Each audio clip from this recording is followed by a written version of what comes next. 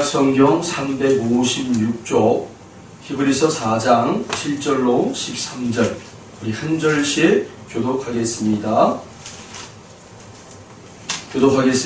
오랜 후에 다윗의 글에 다시 어느 날을 정하여 오늘이라고 미리 이같이 일렀으되 오늘 너희가 그의 음성을 듣거든 너희 마음을 완고하게 하지 말라 하였나니 만일 여호수아가 그에게 안식을 주었더라면 그의 가능을 말씀하지 않으셨으리라. 그런즉 안식할 때가 하나님의 백성에게 남아 있도다. 이미 그의 안식에 들어간 자는 하나님이 자기를 쉬신 것 같이 또 자기 일을 쉬느니라. 그러므로 우리가 저 안식에 들어가기를 힘쓸지니 이는 누구든지 저 순종하지 아니하는 본에 빠지지 않게 하려 함이라. 하나님의 말씀은 살아있고 활력이 있어 좌우에 날선 어떤 검보다도 계기하여 혼과 영과 관절과 골수를 찔러 쪼개기까지 하며 또 마음의 생각과 뜻을 판단하나니 13절 같이 읽겠습니다. 지으신 것이 하나도 그 앞에 나타나지 않음이 없고 우리의 결산을 받으실 이에 눈앞에 만물이 벌거벗은 것 같이 드러나느니라. 아멘. 아멘.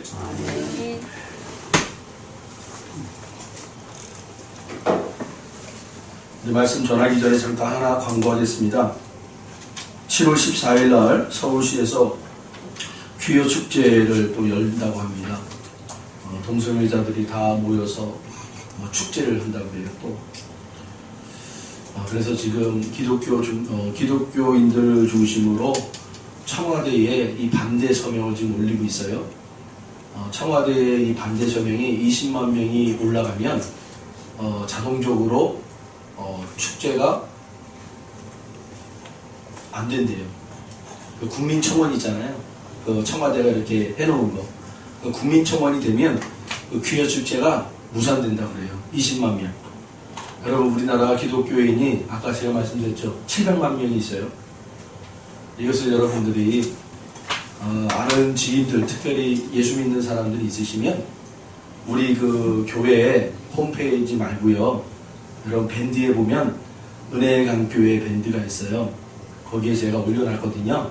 거기 들어가셔서 여러분들 어르신들은 잘 못하니까 손녀나 이렇게 좀 가르쳐달라고 그래가지고 네이버를 등록해서 네이버로 해서 들어가서 거기 청원에 동의합니다 라고 해주시면 되는 겁니다. 청원을 어떤 청원이냐? 퀴어 축제 반대. 그거를 청원을 한 거예요. 그러니까 그것에 대한 동의를 하는 겁니다. 그래서 우리 모든 그리스도인들이 이번에는 제발 좀 20만 명이 좀 청원을 해서 14일 날 있을 퀴어 축제가 무산되도록 그렇게 했으면 좋겠습니다. 아닌 건 아닌 거잖아요. 아닌 건 아닌 거니까 그렇게 좀 우리가 좀 그런 부분에 대해서는 좀 뭉쳤으면 좋겠다라는 생각이 듭니다.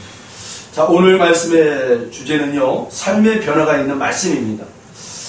우리 다 같이 한번 같이 읽어볼까요? 삶의 변화가 있는 말씀. 삶의 변화가 있는 말씀. 아멘. 우리 두 분 여기 딱 앞에 앉았으니까 제가 두 분한테만 우리 신규수 집사님하고 우리 강양근 고사님한테 삶의 변화가 있는 말씀 크게 한번 해보세요. 삶의 변화가 있음. 다시 삶의 변화가 있는 말씀. 삶의 변화가 있는 말씀. 잘 안 되셔요? 네. 삶의 변화가 있는 말씀. 예. 정말 오늘 우리 말씀해 보시면 정말 주옥 같은 말씀들이 여기 다 있어요. 그런데 여러분 너무나 잘 알고 있는 말씀이 오늘 본문 12절 13절이잖아요. 그런데 여러분 보세요. 이 12절 13절이 나오기까지 무엇이 근거가 되어서 이 12절 13절이 나왔는가? 여러분 11절을 우리 한번 읽어볼까요? 11절. 그러므로 우리가 저 안식에 들어가기를 힘쓸지니 이는 누구든지 저 순종하지 아니하는 본에 빠지지 않게 하려 함이라. 순종하지 않게 하는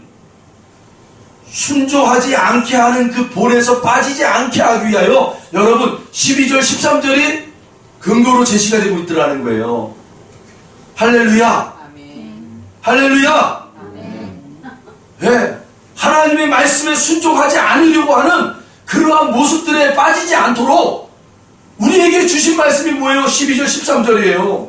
하나님의 말씀은 살아있다, 활력이 있다, 자우의 날씨는 어떤 것보다도 예리하여 혼과 영과 및 관절과 골수를 찔러 쪼개기까지 하며 또 마음의 생각과 뜻을 판단하다니 지으신 것이 하나도 그 앞에 나타나지 않음이 없고 우리의 결산을 받으신 시에 눈앞에 만물이 벌거벗은 것 같이 드러나리라. 아멘. 아멘. 이게 무슨 말입니까, 여러분?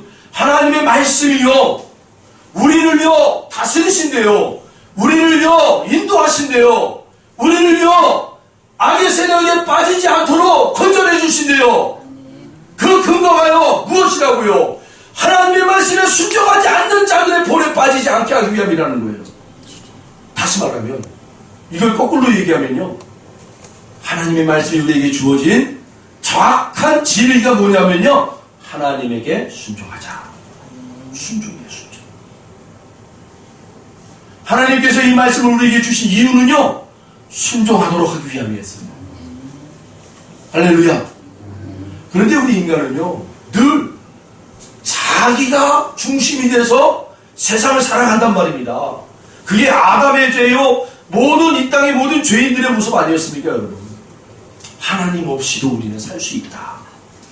하나님이 선과 악을 우리에게 가르쳐주지 않아도 우리 스스로가 이건 선이요, 이건 악이요 결단하여 살아갈 수 있다는 거예요. 그게 바로 죄악이었단 말입니다, 여러분.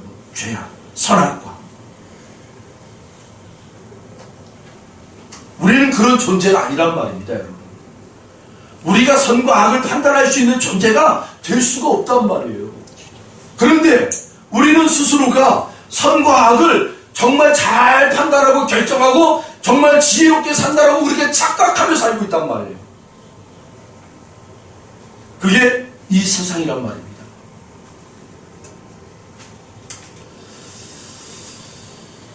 어, 1977년 소련의 천재 수학자인 아나톨리 슈차란스키라는 사람이요, 이스라엘로 망명하려다가 KGB에게 걸려가지고요 13년 동안 강제 노역에 끌려가고 7년 동안을 독방에서 살게 됐어요. 그런데 그 독방에서 사는 동안 그에게는요, 이 세상에서 줄 수 없는 놀라운 신비를 경험하게 됩니다. 그게 뭐냐면요, 독방에서요 우연찮게 간수가 더 심심하니까 독방에서 이거나 이거나 하고 턱 던져줬대요, 책 한 권을. 근데 그게 뭐냐, 시편을 이렇게 만들어 놓은 책이었나봐요. 시편. 그 시편을 탁 던져줬대요.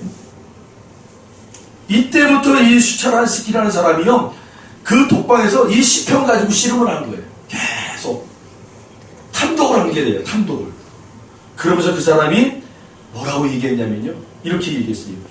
시편을 읽고 연구하는 것으로 인해 엄청난 상실감과 슬픔에 대한 감정이 밝은 희망으로 점차 바꾸어지게 되었다.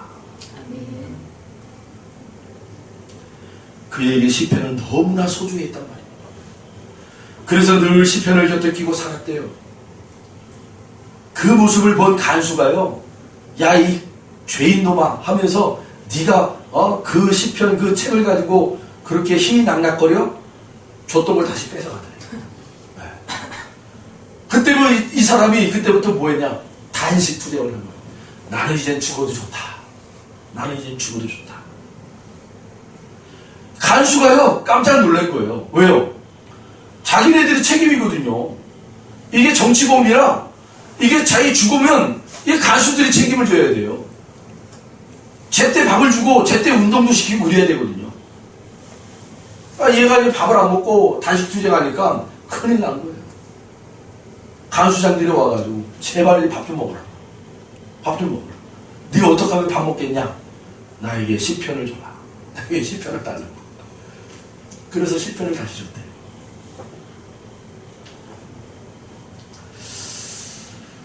자, 그때 이 밖에서 있었던 이 아내가요,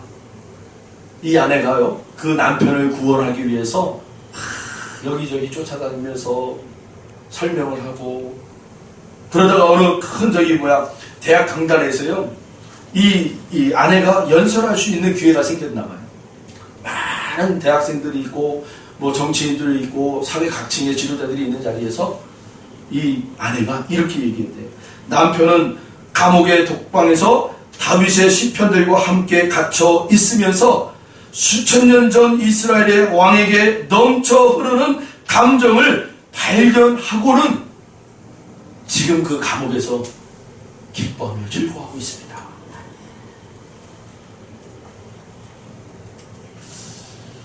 그랬더니 그 중에 그 정치인들이요, 아니 우리가 저 괴롭게 하기 위해서 독방에다 집어넣고 했는데, 아니 독방에 들어가가지고는 무슨 시편을 읽고 거기에서 기쁨이 넘친다 하니까 어떻게 하겠어요? 그대로 내버려두면 안 되겠다는, 끄집어내, 다시 끄집어내가지고 아주 복잡하게 살게 하자. 그러면 그 매너에 이렇게 집중하지 않지 않겠냐. 하나님은요, 때로는 예기치 않은 방법으로 하나님의 사람들을 끄집어내시더라고요. 여러분 생각해 보세요. 한번 미친 사람이 나오면 안 미치겠냐. 생각을, 판단을 잘못한 거죠, 이 정치인들이. 여러분 오늘은 정말 귀한 날입니다. 오늘은 성서주일이잖아요. 우리가 매년 지키는 성서주일. 그런데 여러분, 이 성서주일이 우리가 하나님을 앞에 나아가서 예배드리는 거룩한 이 성일, 이 성일이 우리에게 매일같이 다가오지만 그 매일같이 다가오는 그날을 정말 오늘만큼 이 슈차란스키라는 사람이 감옥에서 시편을 보고 그 수천 년 전에 다윗이 하나님에게 감동받아가지고 어쩔 줄 없는 그런 복받침으로 하나님 앞에 고백하고 찬양했던 그 기도들이 여러분 우리에게도 동일하게 일어나기를 소망합니다. 막 복받치는 거예요. 우리 권사님이 기도한 대로 초심, 첫사랑이 회복될 때 복받치는 것처럼 우리가 날마다 여러분 성일, 성수주일 한다고 나오지만 그때마다 정말 그 하나님이 부으시는 그 감격과 감동으로요, 정말 어쩔 수 없는, 물에 빠지면 우리가 물에 팍 잠겨버리면 우리가 아무리 요동을 치려고 해도요, 물결에 의해서 여러분 우리가 그렇게 떠다니는 것처럼 성령님에 의해서 우리가 이렇게 우리의 마음이, 우리의 육체가 그렇게 운행하심에 인도하심을 받는 그런 저와 여러분들을 바랍니다. 이것이 회복이 되면 여러분 무엇이 우리를 붙잡을 수 있겠어요? 무엇이 우리를 흔들 수 있겠냐고. 하나님의 감동으로 붙잡히면요, 다른 어떤 아무리요 세상에 어떤 것이 우리를 현혹한다 할지라도, 유혹한다 할지라도요, 넘어가지 않아요. 임마누엘 칸트라는 사람은요 이렇게까지 고백을 했어요. 성경이 있다라는 것이 인류 최대의 축복이다. 할렐루야. 여러분 우리에게 이 성경은요 하나님이 우리 인간에게 주신 최고의 축복의 성경입니다. 여러분 믿으십니까? 네. 성경을 그래서 늘 가까이 하십니다. 우리 선조들은요 정말 배우지는 못했지만요 늘 성경을요 머리맡에 두고 더 가까이 하고 그렇게 살았던 민족이 바로 우리 대한민국 선조들이었어요.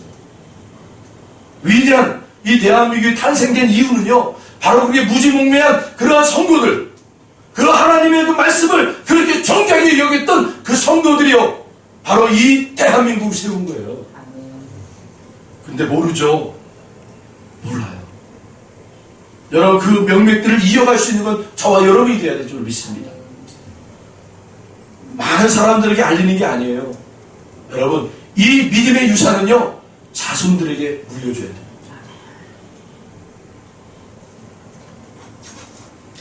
그렇다면 여러분 성경만이 우리의 삶을 변화시킨다는 그 근거가 어디에 있느냐? 첫째로요 성경은 살아있기 때문입니다. 아멘. 어떤 사람이 미국 항공기를 타다가 거기 이제 이렇게 미국 항공기를 타면요 멀리 가잖아요. 멀리 가면 기내식이라는 게 있어요. 비행기 안에서 주는 도시락 맛있어요. 근데 어떤 사람이 비행기를 타고 가는데 이 스튜어디스가 이렇게 탁 도시락을 줬어요. 그걸 먹으려고 탁 열었더니 거기 바퀴벌레가 나온 거예요. 깜짝 놀래가지고 도착하자마자 편지를 쓰고 이메일로요 이 항공사 사장한테 보낸 거예요. 이럴 수 있느냐? 그렇게 항공기에서 도시락을 받았는데 거기서 바퀴벌레가 튀어나왔다. 이렇게 청결하지 못한 항공사 내가 확실하게 내가 법적으로 막 조치하겠다. 그리고 편지를 보낸 거예요. 그랬더니만 며칠 뒤에 이 항공사 사장이 직접 편지 답장이 온 거예요. 봉투로 보내온 거예요. 죄송합니다. 당신의 그 불쾌함을 어떻게 우리가 이렇게 값을 치를 수 있습니까? 그래서 우리 모든 이 항공사 전체 특별 그 소독하기로 했습니다. 그리고 그 급식 해주는 도시락이 있잖아요. 그것도 이제 받아서 이렇게 주는 거기 때문에 그 업체하고는 끊었습니다.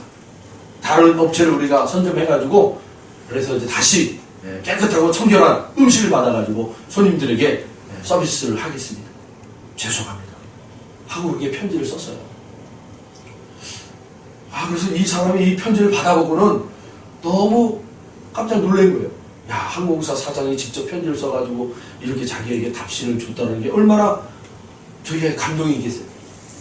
근데 편지 봉투에 뭐라고 이렇게 조그만 봉투가 또 하나 있어요. 그래서 뭔가 하고 딱 들어봤더니 자기가 쓴 편지예요. 비서가 그거를 같이 집어넣은 거예요.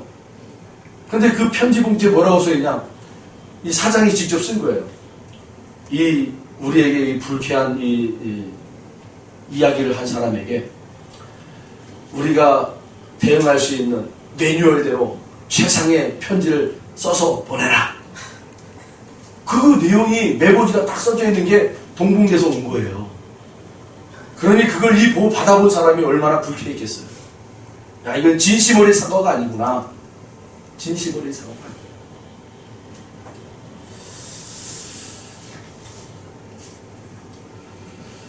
여러분, 오늘 본문 12절에 보시면 하나님의 말씀은 살아있고 활력이 있다라고 얘기하고 있어요.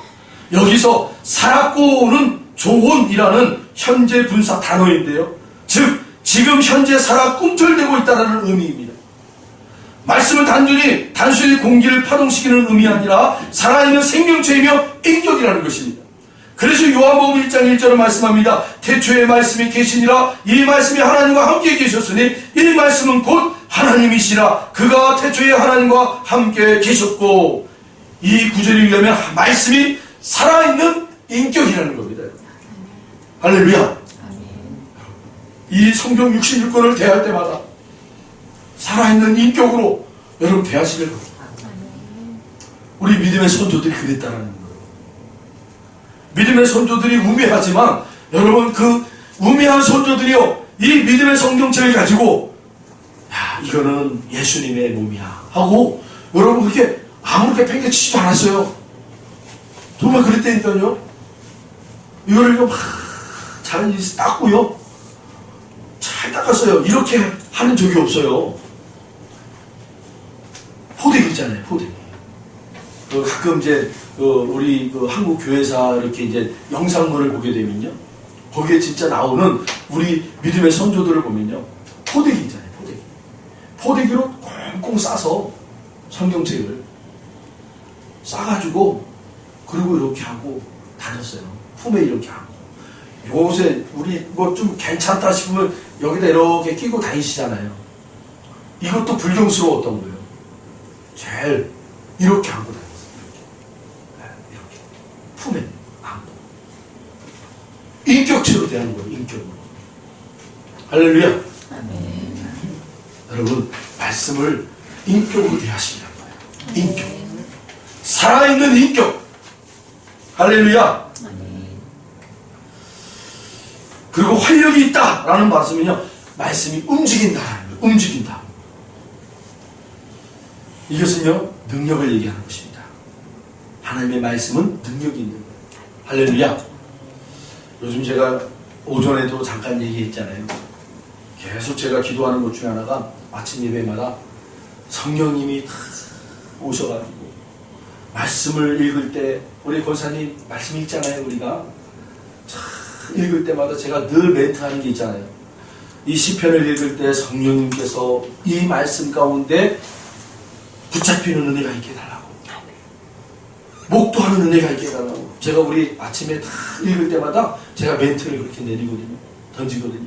여러분, 우리 안에 성령님이요, 우리가 말씀을 읽을 때 여기 성령님이 붙잡는 말씀이 있어요. 성령님이, 여러분, 성령님이 붙잡는 말씀을 여러분 외면하지 마시라는 거예요. 그거 붙잡고 하루를 사시는 거예요. 성령님, 이 말씀이 어떻게 오늘 나에게 역사하실지, 어떻게 생명으로 나에게 공급하실지, 여러분 그걸 붙잡고 기도하시면 돼요. 그럼 놀라운 믿음의 삶이 열어지는 거예요. 믿음의 세계가 열어지는 거예요. 그런 삶을 살 때 여러분, 용서 못할 사람들 용서하게 되고요, 우리가 능히 할 수 없는 것들을 능히 하게 되는 것이고요. 이러면 안 되니까요. 그래서 요새 제 기도 가운데, 하나님, 우리 성전에도 내려오는 계단에 불편스러운 발들을 가지고, 몸을 가지고 내려오시는 분들이 이 시간에 예배 가운데 말씀의 은혜를 받아가지고 올라가실 때는 능히 담대하게 강건하게 올라가는 역사가 일어나게 해달라. 그 기도하고 있어요. 요새 계속. 성령님이 하시면 하십니다. 그래서 여러분, 말씀을 우리가 읽으실 때 성령님이 탁 붙잡는 말씀이 있다니까요. 그 말씀을 여러분 붙잡고 기도하세요. 반드시 열매 맺으실 줄로 믿으세요. 아멘. 두 번째는요, 예리하다라는 거예요. 하나님의 말씀은 예리하다. 할렐루야. 예리함에 대해서는요, 조금 우리가 생각하지 못한 것들을, 하나님의 말씀은 우리가 그 바둑 둘 때 하는 것 중에 뭐예요? 고수들이요, 바둑을 둘 때 한 치 앞을 보는 게 아니라 두 치, 세 치, 다섯 치까지 본다는 거예요. 바둑 하나를 놓을 때 상대방이 어떻게 이 바둑을 대치하여 놓을 건가를 다섯 수를 앞에 놓고 생각하면서 바둑 하나를 놓는데, 그런 사람들이 이제 고수라고 해요. 고수. 여러분, 하나님의 말씀이 예리하다는 표현이요, 바로 그런 표현이에요. 우리가 도무지 생각하지 않은, 우리가 도무지 방법들이 생각나지 않았지만, 하나님의 말씀은 한 치 앞이 아니라 두 치, 다섯 치까지 내다보는 그런 말씀을 우리에게 은혜를 주실 때가 있습니다. 그런데 여러분, 보세요. 믿음이 없고서는요, 이 하나님께서 앞서 주시는 그 다섯 치까지의 내용들을 도무지 우리가 받을 수가 없는 거예요. 믿음이 없으면. 믿음이 있어야 보게 되는 거예요. 그래서 믿음은 뭐라고 정의합니까? 보이지 않는 걸 보는 거라고 그러잖아요. 여러분, 하나님의 말씀은 예리하기 때문에요, 우리의 문제, 우리의 육체, 우리의 삶의 자리에 뭐든지 하나님의 그 다섯 수 앞수를 두고 우리에게 말씀하신다. 그런데 이거 확실하세요. 하나님께서는 반드시요, 응답하시다. 하나님 때에. 그래서 우리에게 믿음이 필요합니다, 여러분. 믿음이. 오늘 본문 12절입니다. 12절을 우리 같이 한번 읽어볼까요? 우리 본문 12절을 같이 한번 읽어보겠습니다. 4장 12절입니다. 하나님의 말씀은 살아있고 활력이 있어 좌우의 날선 어떤 검보다도 예리하여 혼과 영과 및 관절과 골수를 찔러 쪼개기까지 하며 또 마음의 생각과 뜻을 판단하나니. 아멘. 하나님의 말씀은 영혼도 수술하고 육신도 수술하는 칼이라는 거예요. 쉽게 말하면 여러분, 우리가 병원에 가면 가장 먼저 하는 게 뭐죠? 우리 강권사님, 강권사님, 병원에 가면 제일 먼저 하는 게 뭐예요? 상담이지. 그렇죠. 상담을 하는 거예요. 상담한 다음에 뭐예요? 이것저것 저기 하고서는 치료의 과정으로. 그렇죠. 하는 거지. 예, 맞습니다. 여러분, 병원에 가면요, 의사 선생님하고 먼저 상담을 해요. 그러면 의사 선생님이 뭐라고 그래요? 제일 의사 선생님들이 상투적으로 하는 말 중에 하나가 뭐냐면, CT 찍었어요? 엑스레이 찍었어요? 물어봅니다. 아니, 어떻게 보면요, 상담하기 전에 간호사들이 엑스레이 찍어오세요? CT 찍어오세요? 피 뽑아오세요? 그러지 않아요? 검사를 먼저 한단 말이에요. 기초검사를. 그렇잖아요. 여러분, 우리의 영혼과 우리의 육체가요, 하나님의 말씀 앞에 나갈 때 수술하시는 칼이라고 있잖아요. 그런데 하나님도요, 여러분, 그냥 마구잡이로 수술하는 게 아니라니까요. 마구잡이로 안 해요. 상담을 하신다니까요. 저와 여러분과 상담하세요. 할렐루야. 너 어디 아프니? 나 여기 아픈데. 너 무슨 문제 있니? 저 문제 있는데. 여러분, 그렇게 하나님께서 우리에게 말씀을 주셨다면 그 문제에 대한 우리가 반응이 있어요. 그래서 여러분, 말씀을 붙잡고 하나님 앞에 나갈 때 반드시 하나님이 우리에게 질문을 하신다고요. 상담에 가장 중요한 건 여러분, 듣는 것도 중요하지만 질문하는 게 중요해요. 여러분, 하나님의 그 질문 앞에 여러분이 반응할 수 있기를 원합니다. 하나님이 말씀을 우리에게 질문하셔요. 무엇 때문에 그러니? 라고 말씀하실 때 여러분, 분명한 저와 여러분의 하나님 앞에 받아서 변화받고 응답받아야 할 분명한 것을 하나님 앞에 내놓으시길 바랍니다. 아니, 머리 아파 죽겠다고 하는 사람이 병원에 가가지고 의사 앞에서 배 아프다고 그러면 되겠어요? 머리 아프면 머리 아프다고 얘기해야죠. 하나님 앞에도 마찬가지예요. 하나님 앞에도 내가 문제가 이건데 엉뚱한 건 대답하면 되겠어요? 안 돼요. 우리 하나님은 전지전능하신 분이라 다 아셔요. 그러나 우리가 여러분 대답한 대로 하나님은 일하시길 원하시는 분이세요. 정확하게 여러분의 문제를 하나님 앞에 올려드리길 바랍니다. 그러면요, 하나님이 정확하게 집도하시는 거예요. 여러분, 의사 선생님들이요, 우리 사람들의 몸을 칼을 댈 때 수십 번을 확인하고 칼을 대는 거예요. 우리 최 목사님 8월 며칠 날 이제 수술을 잡기 위해서 들어갔어요. 수술 그 상담하시는 간호사한테 이것저것 막 체크를 하는 거예요. 약은 뭐 드세요? 뭐 검사 받으셨어요? 뭐 하셨어요? 다 체크를 하는 거예요. 근데 마지막 결론이 뭔 줄 아세요? 며칠 날 2차 진료할 때 그 1차 진료하는 병원에 가서 타먹는 약, 그 성분, 그 내역을 다 뽑아가지고 약하고 같이 가져오세요. 자기네들이 확인해야겠다는 거예요. 철저하게 확인하겠다는 거예요. 여러분, 사람도 사람 몸에 칼을 대기 전에는 여러분 철저하게 확인해야 합니다. 그런데 하물며 창조 주신 하나님이 저와 여러분을 여러분 대시는데 아무렇게 하신다? 아니에요.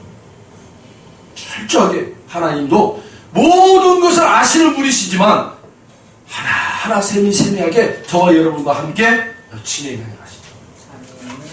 뭐가 문제냐? 뭐 때문에 그래?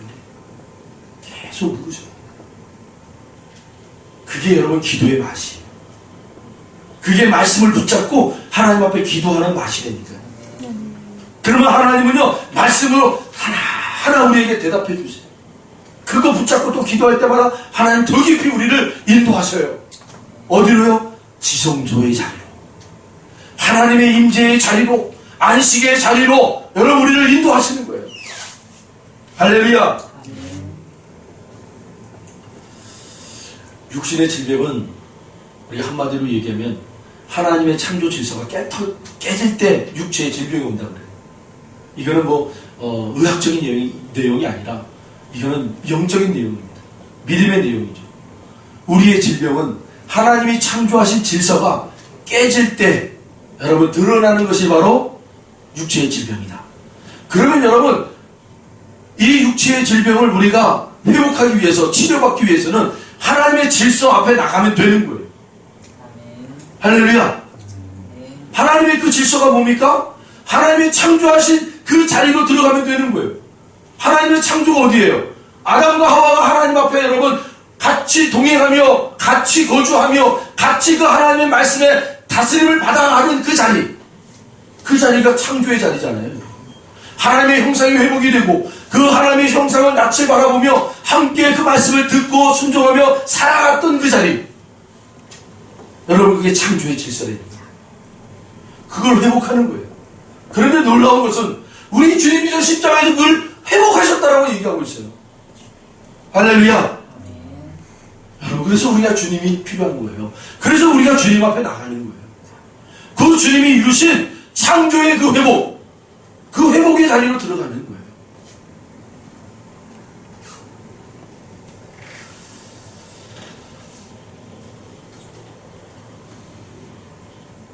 이 신천지가 왜 그렇게 많은 성도들에게 영향력을 줬을까?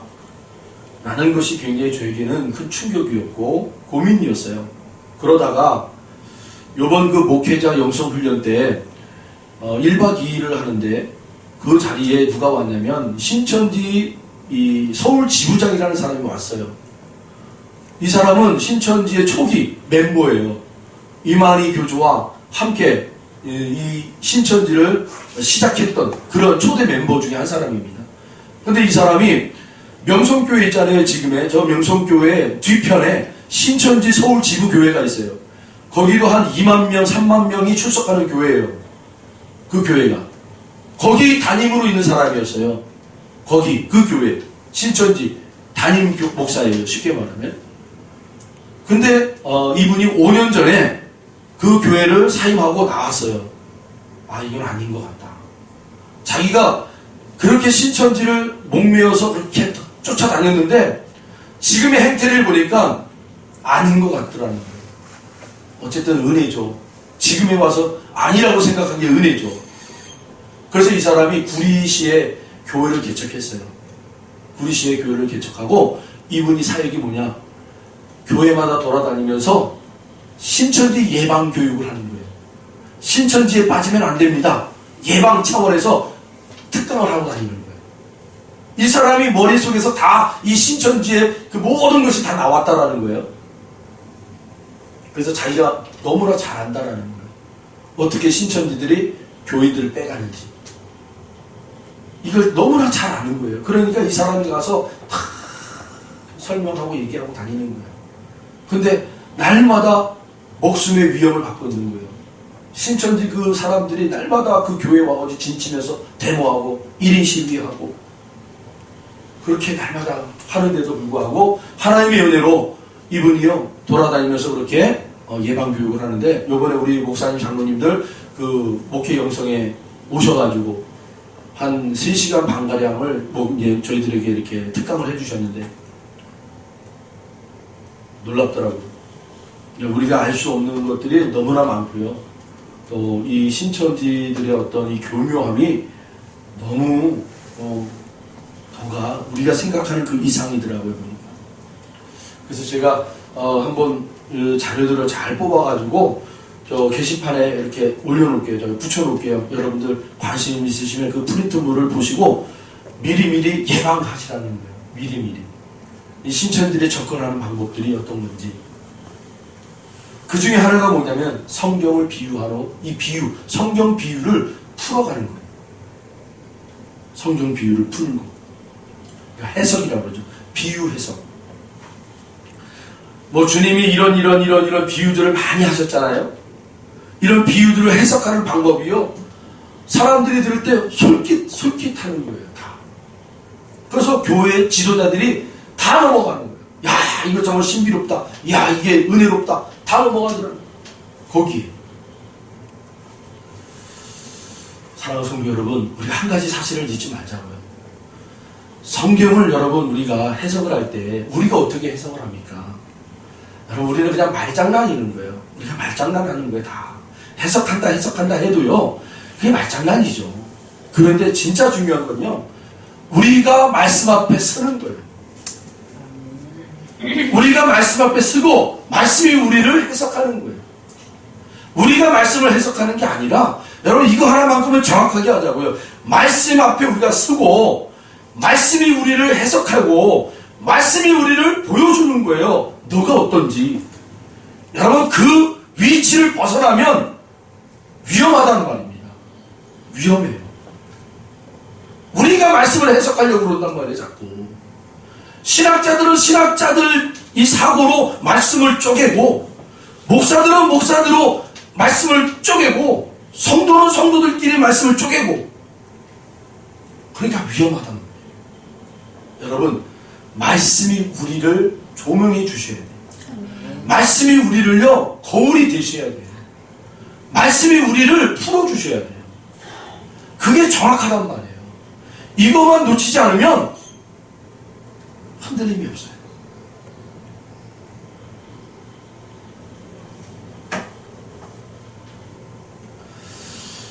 예리하다라는 표현은요 말씀이 우리를요 난도질을 한다라는 표현입니다. 예리하다라는 표현은요 말씀이 우리를 정확하게 우리의 본 모습을 보게 해준단 말입니다. 거기에 내가 불순종하느냐 내가 거기에 순종하느냐. 할렐루야. 우리가 말씀을 해석하면 위험. 그래서 목사님들도 말씀을 여러분들에게 전할 때 주석을요 3개 정도는 가지고 있어서 비교해 보면서 곁 나가지 않도록 하기 위해서 최소한의 관구책을 가지고 말씀을 전하는 거예요.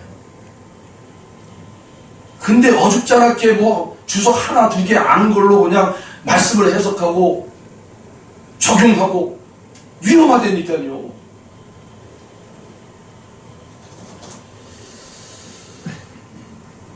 말씀을 여러분 해석하려고 하지 마시고 말씀이 나를 해석하도록 그렇게 여러분이 말씀을 보시길 바랍니다. 그러면 정확해요. 세 번째로 감찰하신다라는 겁니다. 세 번째로 감찰하신다. 여러분 기독교 역사에 가장 큰 영향력을 끼쳤던 사람이 바로 어거스틴이라는 사람입니다. 어거스틴. 신학자로 대명상가로 우리 기독교 역사에 가장 큰 영향력을 끼쳤던 사람 어거스틴. 바울이라고 하는 사람들은 결코 많지가 않아요. 우리 기독교사의 가장 큰 교회사의 가장 큰 업적을 남긴 사람 하면 어거스틴. 여러분 다 동의합니다. 그만큼 위대한 사람이에요. 그런데 이 위대했던 사람이요 이 20대 30대에 완전히 방탕이었어요. 완전히 창녀촌에 살았어요. 이 여자 저 여자 술 퍼먹고 다 농팽이 짓 하고 그렇게 살았던 사람이 바로 어거스틴이었어요. 20대 30대. 근데 그의 어머니 나옵니다. 눈물로 기도하며 그러던 어느 날 이 어거스틴이 어머니의 기도인지 몰라도 오후날 따뜻한 햇볕이 드는 창가에 앉아가지고 그냥 멍하니 멍 때리고 있었어요. 멍하니 멍 때리고 있는데 갑자기 멍하니 멍 때리고 있는데 바깥에서 어느 꼬마 아이들의 노래소리가 들리는 거예요. 노래소리가. 아이들끼리 그냥 이렇게 지나가면서 노래하는데 일어나 일어나 펴봐라 펴봐라 읽어봐라 읽어봐라 이런 노래예요. 일어나 일어나 펴봐라 펴봐라 읽어봐라 읽어봐라 이런 가사가 들어가 있는 노래를 어린아이들이 막 부르고 다니는 거예요. 어거스틴이 멍때리고 있다가 그 노래소리 가사에 충격을 받은 거예요. 뭔가 신비로운 그에 사로잡혀가지고 야 이거 하나님이 나에게 들려주신 음성이다라는 거 확 들려오는 거예요. 그래서 자기 옆에 있는 성경책을 탁 가지고 탁 폈어요. 그리고 읽기 시작합니다. 로마서 13장 13절로 14절. 낮에와 같이 단정히 행하고 방탕하거나 술 취하지 말며 음란하거나 호색하지 말며 다투거나 시기하지 말고 오직 주 예수 그리스도로 옷 입고 정욕을 위하여 육신의 일을 도모하지 말라. 이 로마서 13장 13절로 14절의 말씀에 확 사로잡히자마자 이 어거스틴이요, 푹 주저앉아. 이 성경 말씀을 접하자마자 그는 하나님에 대한 확신이 가슴에 새겨지기 시작합니다. 그 하나님 나에게 말씀하고 있구나. 그 하나님이 나에게 말씀하고 있구나. 이전의 삶을 이제는 살지 말고 새로운 삶을 살아야겠다. 말씀이 삶을 변화시키기 시작합니다. 말씀이 삶을 변화시키기 시작하는 거예요. 여러분, 그 말씀이 삶을 변화시키는 그 자리에 들어가면요, 놀라운 일들이에요. 우리가 흔히 들어보면 그 술주정뱅이가 술을 끊게 되고요, 꼴초가 담배를 끊게 되고요, 그렇게 되는 거예요. 도박꾼이 도박을 끊게 되고요. 할렐루야. 끊어지는 거예요. 끊어지는 거예요. 이 세상의 것들이 끊어지기 시작하더라는 거예요. 여러분, 세상의 것들이 끊어지니까 하늘이 열어지기 시작하는 거예요. 할렐루야. 여러분, 말씀이 삶을 변화시키는 그 성도들은요, 다른 게 아니라니까요, 세상의 것들이 끊어지고 하늘의 것이 열어지는 거예요. 그러면 그때부터 하늘의 삶을 사는 거예요. 천국의 삶을 사는 거예요.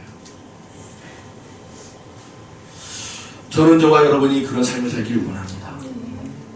그러한 감동으로 하루하루가 날마다 벅차서 어찌할 수 없는 그러한 삶이 되길 바랍니다.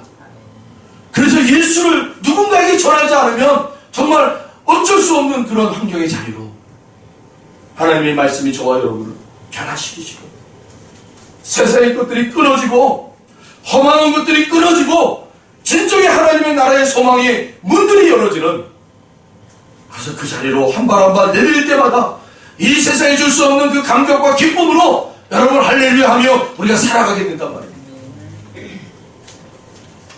여러분, 그런 삶을 살고 있죠? 그런 삶을 날마다 살아내셔서 그 기쁨과 충만이 여러분 우리의 사랑하는 형제자매들, 이웃들에게 흘러넘쳐지기를 주의 이름으로 축원드립니다. 기도하겠습니다. 하나님